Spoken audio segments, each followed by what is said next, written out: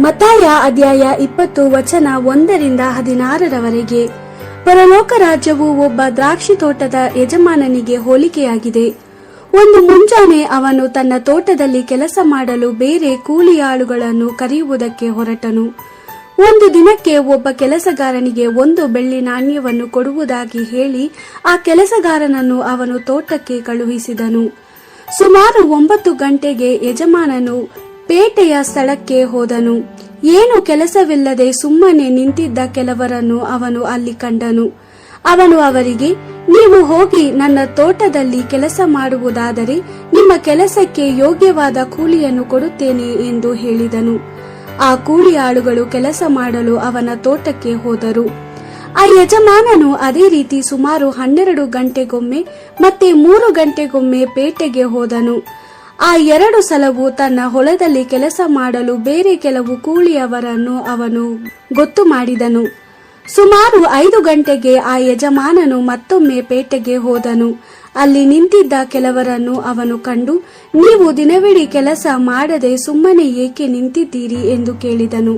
ಅದಕ್ಕೆ ಅವರು, ನಮಗೆ ಯಾರೂ ಕೆಲಸ ಕೊಡಲಿಲ್ಲ ಎಂದು ಉತ್ತರ ಕೊಟ್ಟನು. ಆ ಯಜಮಾನನು, ಹಾಗಾದರೆ ನೀವು ಹೋಗಿ ನನ್ನ ತೋಟದಲ್ಲಿ ಕೆಲಸ ಮಾಡಿರಿ ಎಂದು ಹೇಳಿದನು. ಅಂದು ಸಾಯಂಕಾಲ ತೋಟದ ಯಜಮಾನನು ಕೆಲಸಗಾರನನ್ನು ನೋಡಿಕೊಳ್ಳುವವನಿಗೆ ಕೂಲಿಯಾಳುಗಳನ್ನು ಕರೆದು ಕೊನೆಯಗೆ ಬಂದವರಿಂದ ಆರಂಭಿಸಿ ಮೊದಲು ಬಂದವರ ತನಕ ಕೂಲಿ ಕೊಡು ಎಂದನು. 5 ಗಂಟೆಯ ಸಮಯದಲ್ಲಿ ಗೊತ್ತು ಮಾಡಲ್ಪಟ್ಟ ಕೂಲಿಯಾಳುಗಳು ತಮ್ಮ ಕೂಲಿಯನ್ನು ತೆಗೆದುಕೊಳ್ಳಲು ಬಂದರು.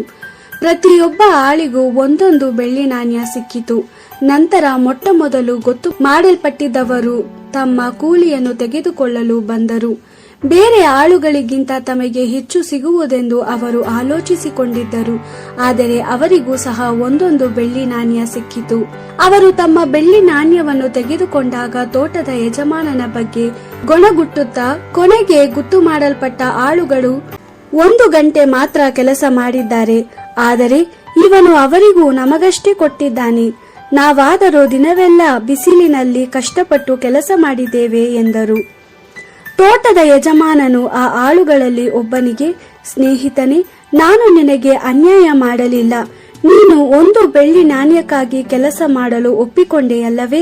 ಆದ್ದರಿಂದ ನೀನು ನಿನ್ನ ಕೂಲಿಯನ್ನು ತೆಗೆದುಕೊಂಡು ಹೋಗು. ನಾನು ನಿನಗೆ ಎಷ್ಟು ಕೂಲಿ ಕೊಟ್ಟೇನೋ ಅಷ್ಟೇ ಕೂಲಿಯನ್ನು ಕೊನೆಗೆ ಗೊತ್ತು ಮಾಡಲ್ಪಟ್ಟವನಿಗೂ ಕೊಡಲು ಇಷ್ಟಪಡುತ್ತೇನೆ. ನನ್ನ ಸ್ವಂತ ಹಣವನ್ನು ನನಗೆ ಇಷ್ಟ ಬಂದ ಹಾಗೆ ನಾನು ಕೊಡಬಹುದಲ್ಲವೇ? ನಾನು ಅವರಿಗೆ ಒಳ್ಳೆಯದನ್ನು ಮಾಡಿದಕ್ಕಾಗಿ ನೀನು ಹೊಟ್ಟೆ ಕಿಚ್ಚು ಪಡುವೆಯಾ ಎಂದನು. ಇದೇ ಪ್ರಕಾರ ಕಡೆಯವರು ಮೊದಲಿನವರಾಗುವರು, ಮೊದಲಿನವರು ಕಡೆಯವರಾಗುವರು. ದೇವರ ವಾಕ್ಯವಿದು. ದೇವರಿಗೆ ಕೃತಜ್ಞತೆ ಸಲ್ಲಲಿ.